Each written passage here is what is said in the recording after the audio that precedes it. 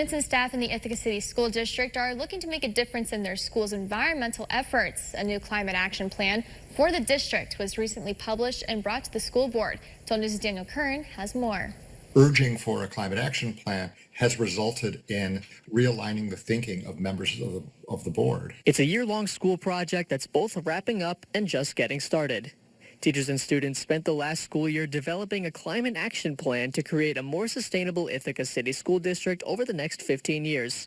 Senior Cademan Sethubadi was one of the 10 to 15 students representing the sentiments around the district. I haven't met a student who disliked the idea of a climate action plan. It's just that they didn't know it was happening, or they didn't know they could be a part, or they felt they were too busy, or any number of other concerns. So again, it's really just about being that mouthpiece for the wider group.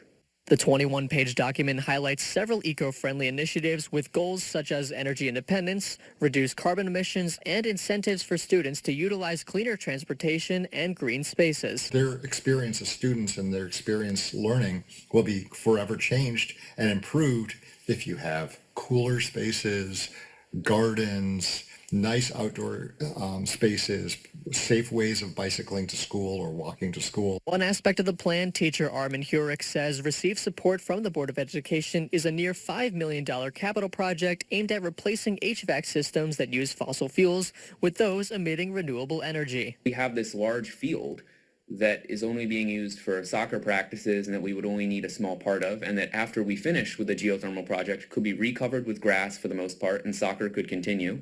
And we would just have this infrastructure under the soil providing energy to our school and potentially to the middle school as well. The plan was presented to the Board of Education Tuesday night, and although it wasn't voted on, the Climate Justice Alliance left with their heads held high. It's just a matter of figuring out how we can shape this document and explain this document to the Board of Ed so that they can feel comfortable in supporting this document as a living document that will guide our practices for the next 15 years or so. Hurick says the group received roughly $250,000 in a grant from NYSERDA to establish a roadmap for energy efficiency in 8 of the district's 12 buildings.